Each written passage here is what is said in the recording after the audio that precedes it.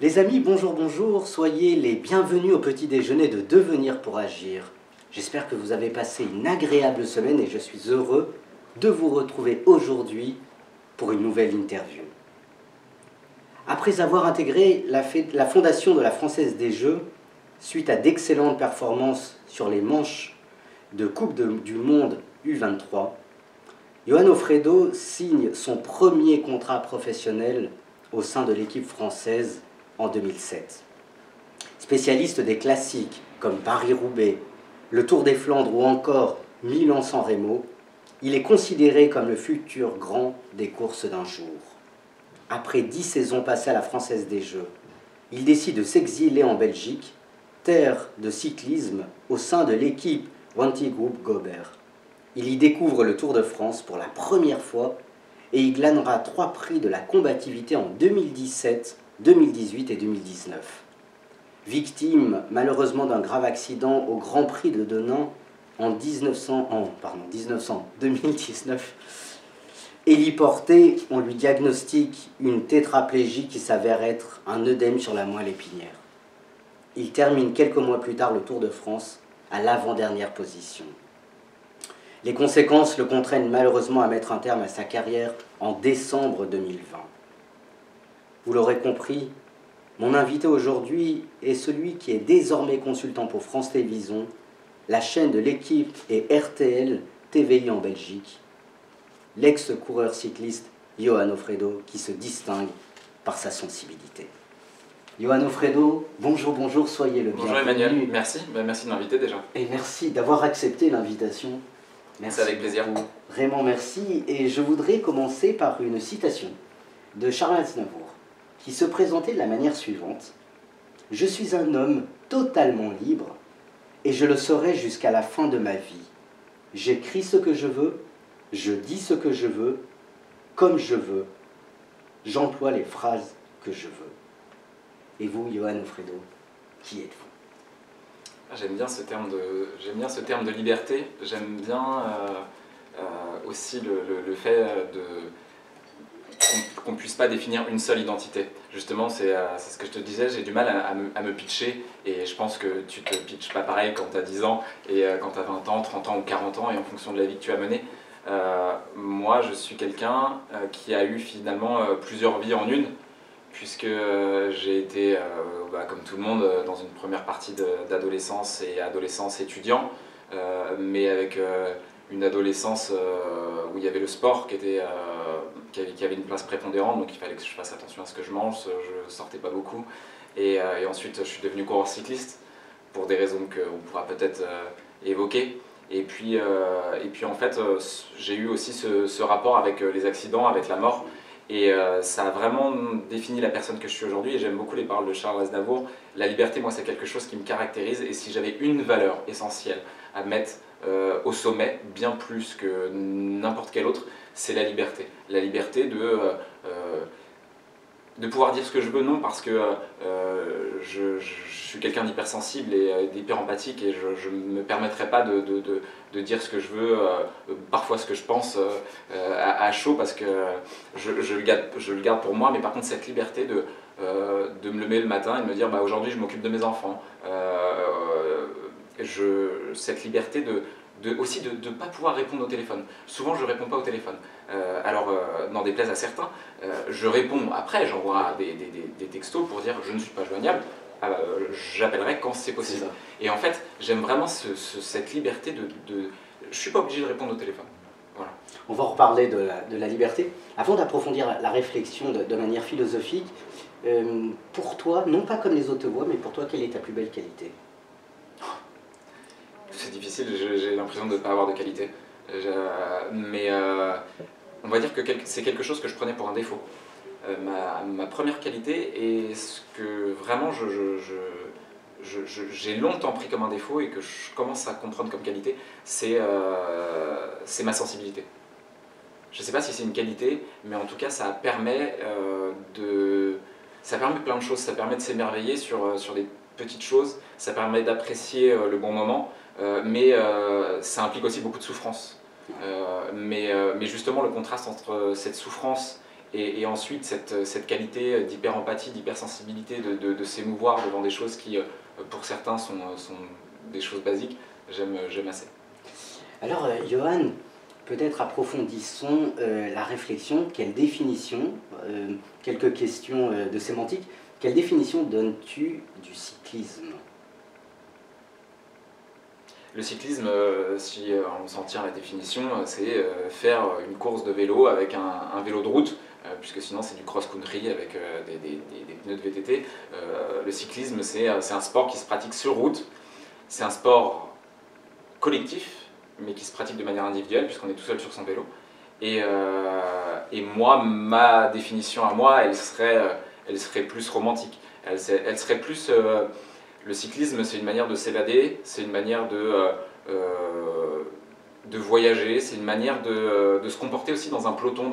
C'est comme il y a Guillaume Martin qui est un coureur cycliste qui a fait d'ailleurs un master en philosophie et qui parlait de cette société du peloton. Et moi, dès l'instant où je suis passé pro, j'ai compris qu'il y avait une société dans un peloton cycliste, avec les plus téméraires qui s'échappent, avec les plus en difficulté qui sont distancés, ceux qui restent dans le...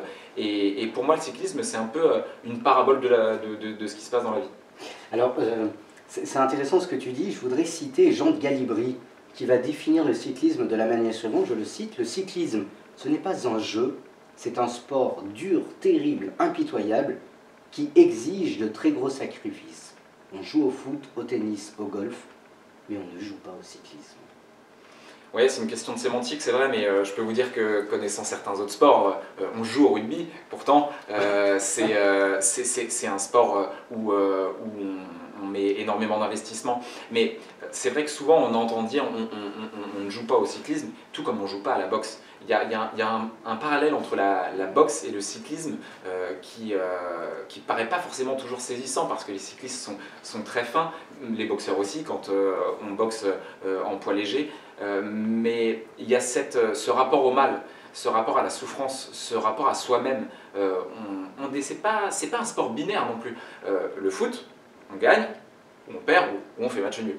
Le tennis, on gagne ou on perd. Et puis tous les sports binaires. Mais en cyclisme, on travaille dans un but collectif qui est celui de faire gagner l'équipe. Ou qui peut être complètement, et c'était mon cas, une raison qui n'avait rien à voir avec la compétition. C'était pas pour franchir la ligne le premier. Il y a une autre histoire derrière. Autrement dit, pour toi, le cycliste, ou le cyclisme en tout cas, c'est à la fois une abnégation, oui, pour permettre à l'équipe de gagner. C'est une abnégation personnelle étant au service des autres. Oui, et même plus que ça, c'est une espèce de pèlerinage.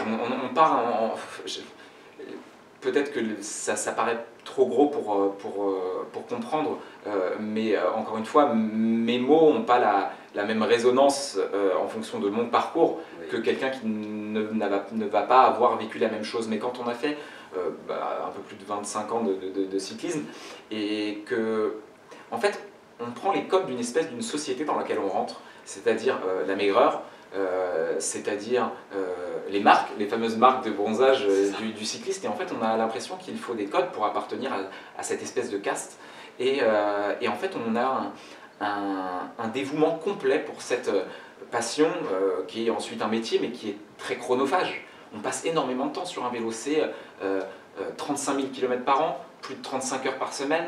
C'est des heures et des heures, l'hiver, le froid, quand il neige, quand il pleut, on ne s'entraîne pas dans un stade, on s'entraîne sur la route avec des automobilistes, avec le danger que ça incombe, avec aussi des collègues qui perdent la vie à l'entraînement, en course. Et donc c'est presque plus qu'un sport, c'est presque comme une vocation. On se dit voilà, moi certains rentrent dans les ordres, on pourrait dire qu'on pourrait rentrer dans le milieu cycliste. Mais alors tu parles du cyclisme, tu viens d'évoquer depuis plusieurs temps le mot vélo. Quelle définition donnes-tu du vélo? Le vélo, c'est un instrument. C'est un instrument, c'est un instrument de déplacement et c'est un instrument de liberté. J'aime beaucoup le fait de pouvoir me déplacer librement en vélo, le fait de pouvoir profiter du vent sur mon visage. Mais Ça, c'est une définition qui était celle du Johan quand il avait 12 ans et qui il flânait à vélo, ou encore maintenant quand le temps le permet, de flâner à vélo sur les quais à Paris ou dans les Pyrénées ou dans les Alpes où on a un pays qui est magnifique. Et ça, c'est très agréable. Mais à la fin de ma carrière, ça a été plus un instrument de torture presque. De torture. Oui. On va en reparler. Émile Zola souligne j'aime le vélo pour l'oubli qu'il donne. J'ai beau marcher, je pense. À vélo, je vais dans le vent. Je ne pense plus. Et rien n'est d'un aussi délicieux repos. Johan Offredo, le vélo est-il la rencontre de l'effort et de la liberté? Oui, très certainement. C'est vrai qu'il m'arrive aussi de marcher et parfois de plus savoir où je suis parce que j'ai erré, j'ai vagabondé dans mes pensées. Alors que je trouve ce qu'il y a de magnifique à vélo, et d'ailleurs on le voit, hein, il y a de plus en plus de gens qui font du vélo ou qui font de l'ultra-distance même, parce que, encore une fois, le parallèle avec les prêtres et la connaissance de soi, c'est que quand on est sur un vélo, eh bien, pendant des heures, on apprend à se connaître, on apprend à travailler son geste, on apprend à gérer le vent, puisque le vent c'est l'ennemi du cycliste. Il faut aussi gérer la nutrition, savoir s'alimenter. Et à n'importe quel niveau, finalement, on peut apprendre à se connaître sur un vélo et aussi à connaître le monde. Souvent on me dit, alors je rencontre des gens, on me dit vous venez d'où? Et puis ils me répondent d'un petit bled dans le Cantal. Quel bled? Marcollès, je connais très bien, alors que c'est un petit village, mais c'est cette liberté aussi du vélo, de pouvoir voyager, de ne pas payer d'essence, de ne pas payer d'assurance. Alors oui, certes, un vélo, c'est pas donné, mais je trouve qu'il y a un sentiment de liberté assez exceptionnel. Alors c'est intéressant, tu parles de nutrition. Je vais poser une question dont tout le monde se pose, parce que quand même dans les courses, je pense au Tour de France, etc., ou d'autres courses, on voit des performances quand même extrêmement perturbantes, étonnantes et intrigantes. Autrement dit, Johan Offredo, y a-t-il du dopage dans le cyclisme?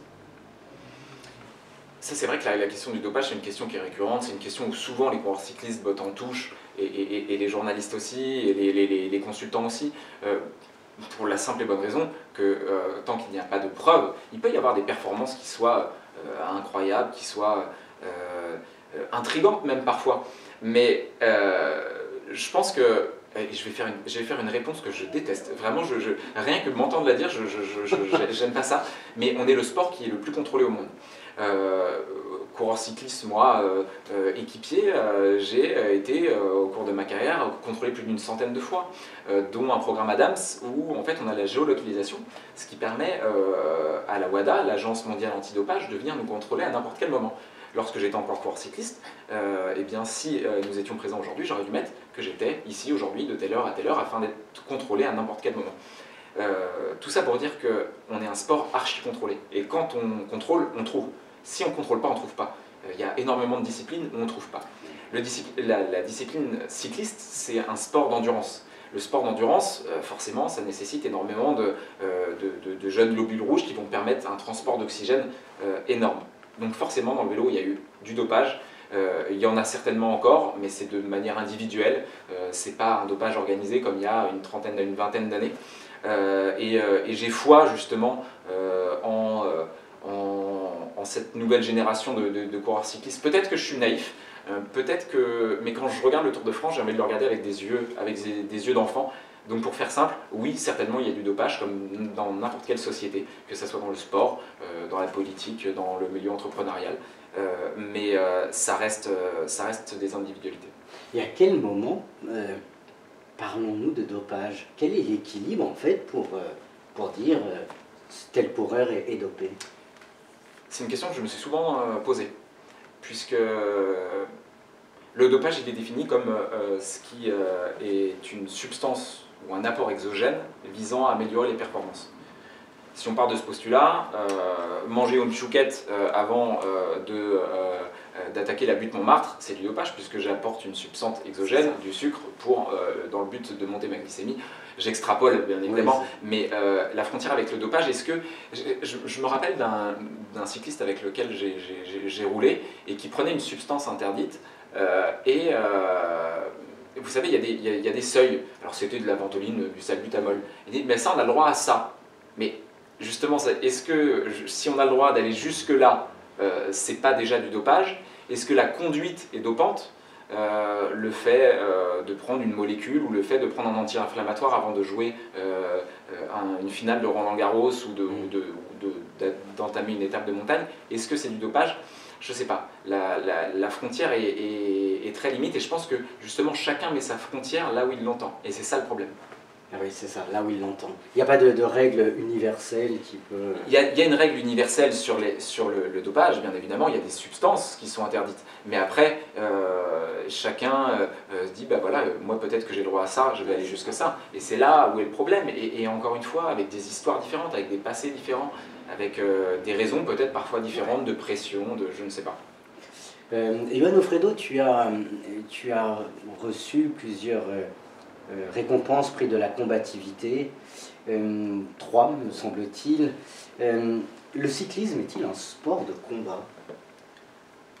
Alors le prix de la combativité sur le Tour de France, c'est un prix qui a longtemps été sponsorisé par des marques qui voulaient associer justement leur identité au panache, plus que la combativité.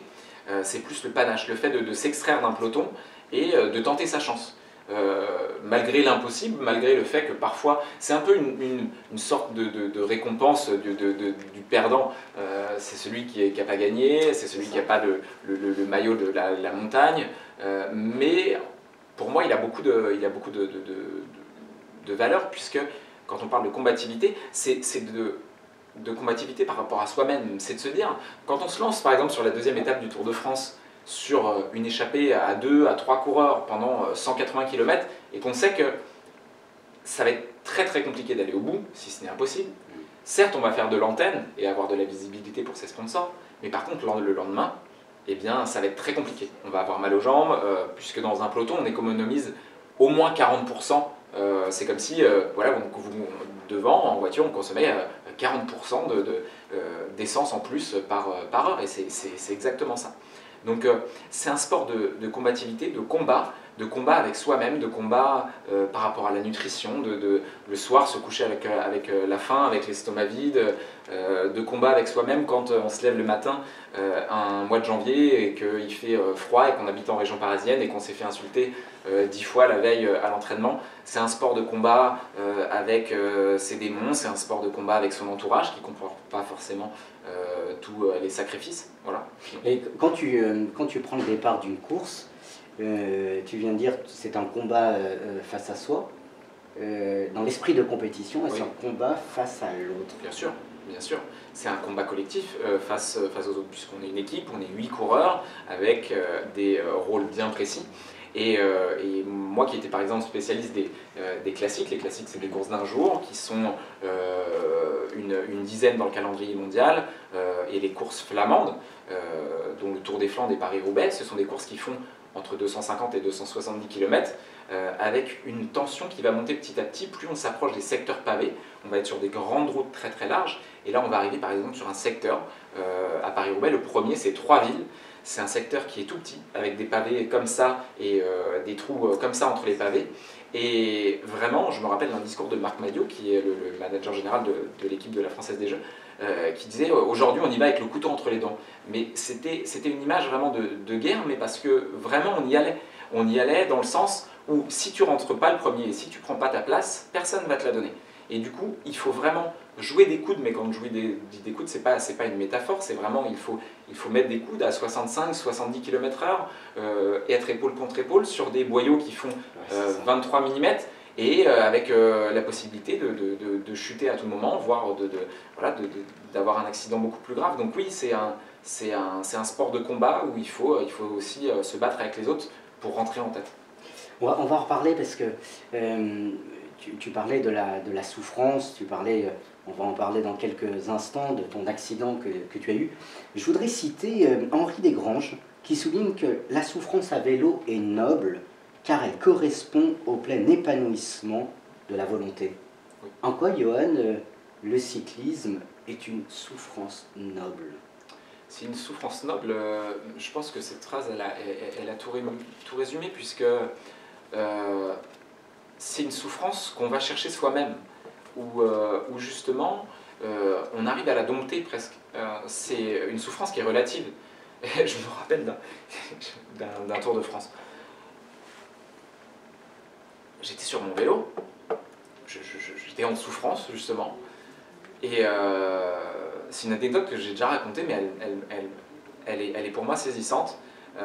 Je souffrais vraiment, pour moi, parce que j'avais mal aux jambes, parce que j'avais été malade, parce que je m'étais échappé sur les étapes d'avant et je payais le prix de mes efforts. Et je dis, pourquoi je fais ça? Pourquoi? Enfin, c'est facile de l'arrêter, cette souffrance. Elle est très facile. J'ai juste à déclipser ma cale et de m'arrêter. Et la souffrance, elle est terminée. Elle est terminée. Pourtant, il m'est déjà arrivé d'abandonner sur des courses d'un jour, jamais sur le Tour de France, mais et là, c'est une souffrance qui va être lancinante, qui va être, on va pas dormir la nuit parce qu'on va se dire, qu'est-ce que j'ai loupé? Qu'est-ce que j'aurais pu faire? Pourquoi j'ai abandonné? Quel regard vont avoir mes enfants sur moi? Et sur ce même Tour de France, avant de vouloir d'éclipser, c'était au pied de la Croix de Fer, je vois une colonie de vacances d'enfants, et j'ai moi-même 2 filles, et donc d'enfants en situation de handicap. Et là, en fait, il te faut rien dans ta tête, il te faut une demi-seconde, même pas, en fait, c'est quelque chose de comme ça. Et tu te dis, mais en fait, cette souffrance, c'est une souffrance que je choisis, que je dompte, que j'emmène, et en plus, qui peut transmettre plein de choses. Voilà, c'est ma vision des choses. C'est ta vision des choses. On parlait à l'instant du grave accident que tu as eu. Tu es vraiment passé, je crois, vraiment porte de la mort. À partir de cet accident, quel regard ou quel rapport as-tu à la mort? Je me suis longtemps cru un peu invincible. Je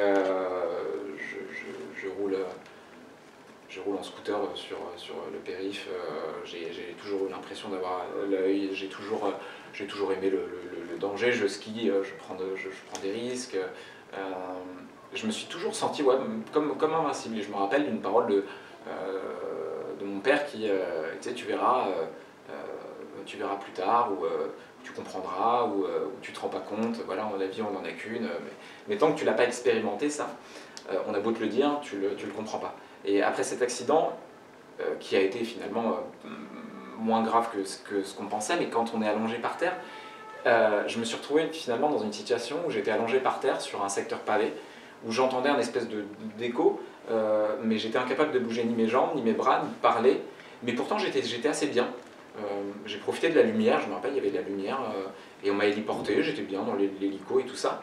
Et en fait, mon réflexe a été de me dire, si je perds mes jambes et mes bras, je préfère mourir. Et en fait, non. Bah non, parce que tu te dis, bah non, il y aura d'autres choses. Il y aura d'autres... Et finalement, c'est là que tu te dis, ça déconstruit tout ce que tu as construit.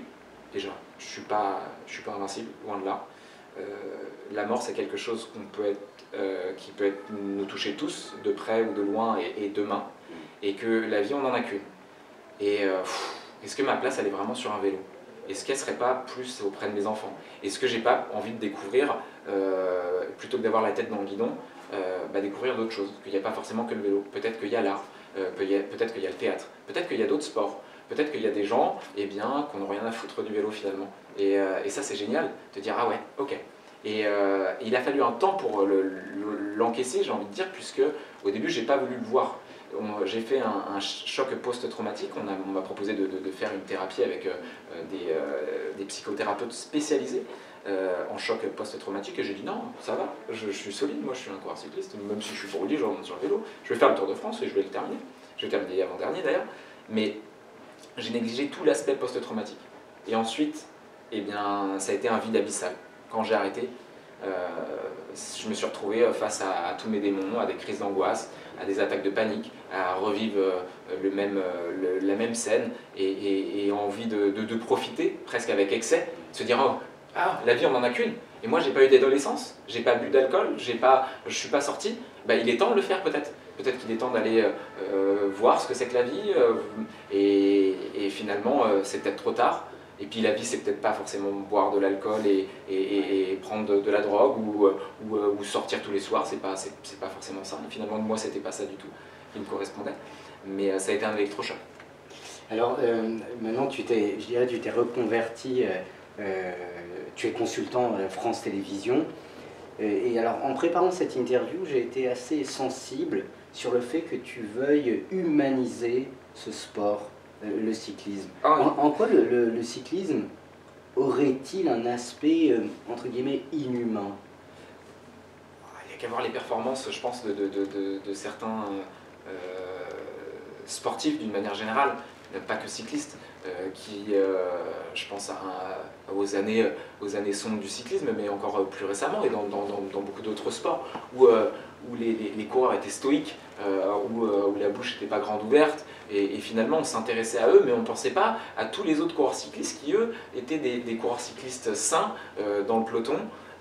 Et je trouve que finalement il y a plein d'histoires à raconter, le pourquoi on fait du sport et pourquoi on fait du cyclisme. Au-delà de la performance et de passer la ligne en premier, il y a plein d'histoires. Et humaniser le cyclisme, eh bien, c'est de se rendre compte que, encore une fois, c'est une parabole de ce qui se passe dans la société. Il y a des gens de l'ombre, il y a des coureurs cyclistes qui ne gagnent pas beaucoup d'argent, qui sont des porteurs d'eau, comme on dit, dans le jargon. Et finalement, j'aime expliquer que c'est pas simplement des coureurs inhumains qui montent des cols comme ça, c'est toute une préparation en amont, c'est une société avec des codes, avec des règles, et pas que le vélo. J'aime bien humaniser aussi les relations. Je trouve qu'on est dans une société désormais où les politiques, comme les coureurs cyclistes ou les joueurs de foot, utilisent des éléments de langage pour parler en conférence de presse ou après un match. Non, j'ai envie d'entendre merde, j'ai envie d'entendre bah ouais, ça fait chier. Ça fait chier parce que là je suis aux Jeux Olympiques, ça fait 4 ans que je les prépare, et soit je suis pas sélectionné, soit je me suis merdé, soit j'ai eu trop de pression.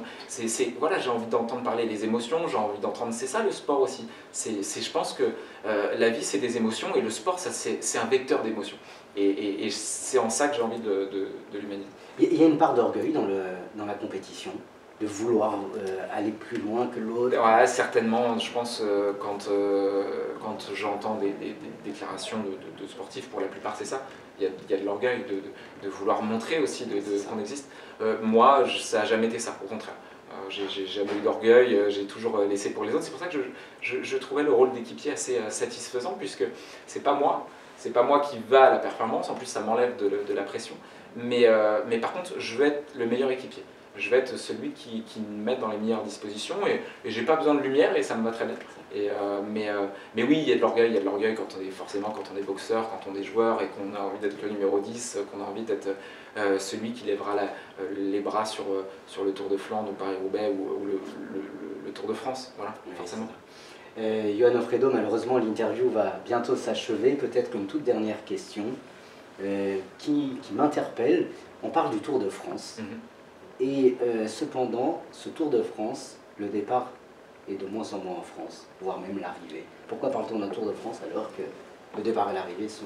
Enfin, l'arrivée c'est toujours sur les champs, mais ouais, alors ça le départ... c'est une question qui est récurrente forcément dès qu'il y a la présentation du Tour au Palais des Congrès, et que ASO, donc c'est la famille Amaury Sport Organisation, propriétaire du journal L'Équipe et propriétaire notamment du Tour de France, entre autres. Eh bien, tout simplement, c'est une société. C'est une société qu'il faut faire fonctionner. Et encore une fois, le sport cycliste, au-delà d'un Tour de France qui doit faire le tour de la France, on disait souvent le Tour de France, c'est le tour de la France, puisqu'on découvre des paysages remarquables, et que c'est une carte postale incroyable, diffusée dans plus de 180 pays au monde. Mais il y a aussi des accords commerciaux qui sont faits avec des accords aussi géopolitiques, et il y a bien tout simplement le rayonnement de la France à l'international. Ça, c'est un peu les mots de Christian Prudhomme que je répète, mais encore une fois, tout le monde a envie d'accueillir le Tour de France. On a fait un départ au Danemark incroyable, ville du vélo, où on s'est rendu compte que tout le monde se déplaçait en vélo, qu'il y avait eu un vrai amour sur des audiences de quasiment 80% de part de marché pour le Tour de France sur les télés au Danemark. Mais voilà, c'est un choix des organisateurs, notamment de Thierry Gouvenou et de Christian Prudhomme, le directeur de sport d'ASO, de faire ce choix. Mais peut-être qu'un jour ils vont revenir, comme en 1903, faire un vrai Tour de France, et dans ce cas-là, tous les Français auront la chance de voir passer le Tour de France de leur région, parce que c'est vrai qu'il y a de quoi faire en France, et de voir un vrai Tour de France, faire le tour de la France avec nos belles régions que sont le Nord-Pas-de-Calais, la Bretagne, le Pays Basque, le centre, les Alpes-Maritimes. Je ne vais pas toutes les citer parce qu'elles sont toutes magnifiques. C'est vrai qu'on a une belle France, ouais. Une très belle région. Très plurielle. Vraiment. Ouais. Johan Offredo, merci de m'avoir accordé ce temps-là. Merci pour ton humanité. Je voudrais terminer peut-être par une citation qui, à mon sens, te caractérise beaucoup, qui est du politicien Jacques Delors, qui souligne: un champion cycliste est forcément un être courageux, physiquement et moralement. Et je crois que tu incarnes vraiment tu es courageux, tu es moralement, physiquement. On a vu, voilà, tu t'es battu jusqu'au bout. Et merci pour ton exemple. Merci Manuel. Vraiment, merci infiniment. Avec plaisir. Les amis, merci beaucoup de nous avoir suivis. Je vous souhaite une agréable semaine et vous dis à la semaine prochaine pour de nouvelles aventures. À très bientôt et merci pour votre fidélité. Ciao, ciao.